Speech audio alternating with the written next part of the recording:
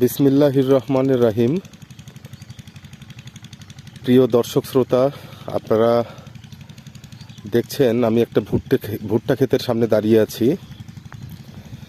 এই ভুট্টা ক্ষেতটি বগুড়া জেলার অন্তর্গত সারিয়াকান্দি উপজেলার একটা চরে। এই চরের সিরাজুল ইসলাম ভাই তার 1 বিঘা জমিতে প্ল্যান্টেন এগ্রো লিমিটেডের বিক্রম 7155 এই ভুট্টাটির আবাদ করেছেন। তো ভুট্টার গাছ, ভুট্টার হাইট, ভুট্টার ধরন সব কিছুই অসাধারণ। আপনারা দেখছেন যে প্রত্যেকটা গাছ একই সমান, মানে অসাধারণ একটা ক্ষেত এখানে তৈরি হয়েছে। যতদূর চোখ যায় মানে ভিতরে ঢোকাও সম্ভব হচ্ছে না। এই যে আপনারা দেখছেন, এই সেই বিক্রম 7155।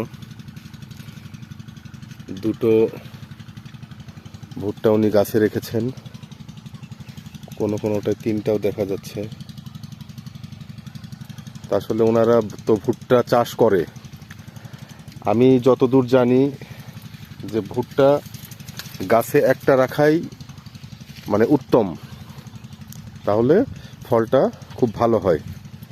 অনেক ক্ষেত্রে 2টা রাখা যায়, কিন্তু 3টা রাখাটা কতটুক যুক্তিযুক্ত এটা আমার বোধগম্য নয়।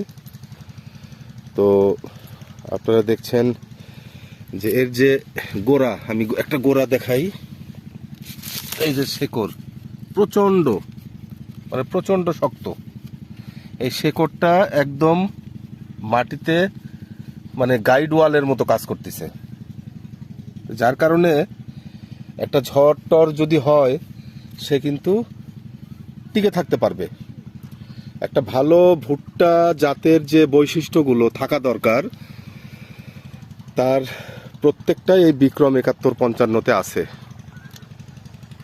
তো মাশাআল্লাহ, গাছ প্রায় 8 ফিটের মতো হয়ে গেছে। চমৎকার একটা ক্ষেত আমি দেখলাম, খুবই সুন্দর লাগছে।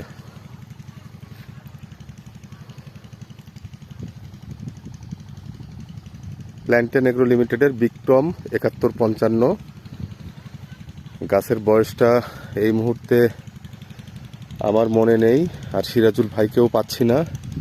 আমি চেষ্টা করব সিরাজুল ভাইকে পেলে ওনার কিছু মন্তব্য বা মতামত